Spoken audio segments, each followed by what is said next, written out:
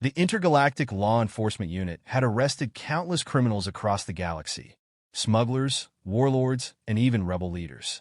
But this time, they had captured something far more mundane. An old human man, walking alone on a remote planet in the neutral zone, was apprehended during a routine patrol.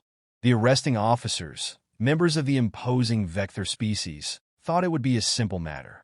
Humans were unremarkable in their eyes, fragile, weak, and short-lived. The old man was taken into custody aboard the Zelron, a highly secure Vekthar warship. He was silent as they bound his hands and led him into the holding cell. The Vekthar officers barely gave him a second glance, seeing only a wrinkled, frail human past his prime. But as they interrogated him, they noticed something unsettling. "Name," the Vekthar captain growled. The old man smiled gently. "James." "Occupation?" "Retired." The captain's eyes narrowed. "What were you doing wandering in restricted space?" James shrugged. "Just passing through. Thought I'd take a walk." The captain wasn't amused. "You're lying. We scanned the area. There are no ships, no beacons. You couldn't have gotten there on foot." "Who are you really?" The old man's smile widened, but he said nothing. The silence dragged on, and an uncomfortable tension filled the room. Hours passed, and the Vekthar officers grew frustrated. They interrogated James, demanded answers, even threatened him, but the human never flinched. He remained calm, almost amused, as if he knew something they didn't. Then, the ship's security system started acting strange. Lights flickered, doors malfunctioned, and communication lines were disrupted. At first, the Vekthar thought it was a glitch, but the disruptions became more frequent, more precise. Cameras in the holding cell suddenly cut out. When they were restored moments later, James was no longer seated. He was standing at the center of the room, looking directly into the camera with a knowing smile. "Something's not right," the captain muttered to his officers. "Get him into maximum security. Now!"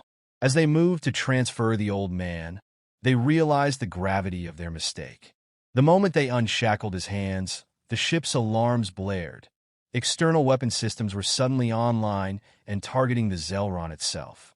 James turned to the officers escorting him and said calmly, "You should probably let me go." Panic spread through the crew as the ship's systems were hijacked. Security feeds showed drones outside the ship powering up, and the entire vessel began to lose control. The Vekthar officers rushed to the bridge, only to discover that every console had been overridden by an unknown force. The captain's eyes widened in horror. "How?" James, still in the holding cell, simply strolled out. He walked through the ship's corridors unharmed, as if the entire vessel now obeyed him. The alien crew tried to stop him, but each time they approached, the doors sealed shut, or the gravity fluctuated, leaving them helpless. By the time James reached the bridge, the captain was waiting, a weapon drawn. "Who are you?" the captain snarled, his hands trembling. "How are you doing this?" James looked around the bridge, then at the captain. "You arrested me without knowing who I was. That was your first mistake." The captain's hand tightened on his weapon. "What are you?" The old man sighed. "I'm retired, remember? But once upon a time, I was a fleet admiral of Earth's Special Warfare Division. My job was to dismantle fleets just like this one." The captain paled. The stories of Earth's Special Warfare Division were legendary, though many believed they were exaggerated. These humans, those who had survived the wars of the galaxy, were said to possess unparalleled tactical genius, and their fleet admirals were rumored to be capable of crippling entire armies with minimal resources. But James was supposed to be just an old man. "How can you control the ship?" the captain whispered, his fear evident. James chuckled. "Oh, this? Let's just say I have a few friends still out there. Drones, old ships, systems I once worked with. They recognize me. And as for your ship, well, it's not as secure as you thought." Suddenly, the ship's engines roared to life. The Zelron's navigation system was no longer under Vekthar control.